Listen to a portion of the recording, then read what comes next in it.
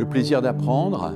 un titre un peu étonnant par rapport au débat éducatif actuel qui parle essentiellement de réforme de l'école. Ce livre ne parle pas de réforme de l'école, il parle de ce qui est au cœur de la relation pédagogique, c'est-à-dire le rapport entre le maître et l'élève, entre celui qui transmet et celui qui apprend. Et il s'efforce de montrer que s'il n'y a pas de plaisir dans la découverte, dans la compréhension, dans l'apprentissage, eh bien il n'y a pas de progrès possible. On ne peut pas grandir, on ne peut pas réussir, on ne peut pas s'inscrire dans une société et y devenir citoyen. Alors c'est un peu irritant de parler de plaisir d'apprendre, ça paraît un peu étrange, peut-être même un peu dérisoire au regard des grands échafaudages ministériels, des problèmes représentés par les programmes, de toute l'architecture de l'éducation nationale, mais c'est pourtant absolument essentiel. Imaginez un enseignant qui tente de transmettre et puis des élèves qui face à lui refusent systématiquement d'entendre, refusent même d'examiner la possibilité qu'il y a un peu de plaisir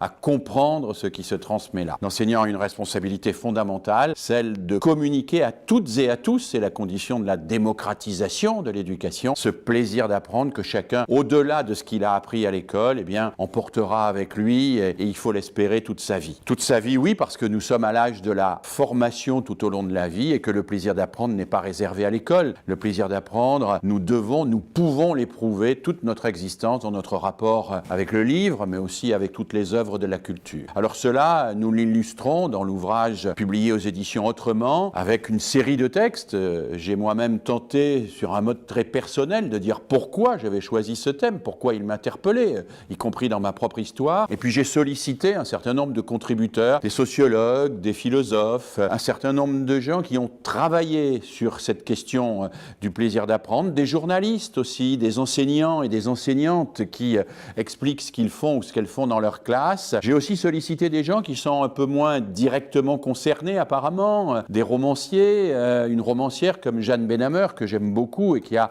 écrit de superbes nouvelles et romans sur la question de l'apprentissage, un peintre-sculpteur de mes amis qui dit comment la sculpture, la peinture lui permettent d'apprendre, et puis j'ai fait en sorte que tout cela soit illustré par des dessins d'enfants de maternelle, d'une pédagogie que j'aime bien, la pédagogie inspirée par Germaine Tortel, une pédagogie où le plaisir du dessin eh bien, est l'occasion de multiples apprentissages. Alors voilà, j'espère que ce livre sera l'occasion pour vous d'éprouver du plaisir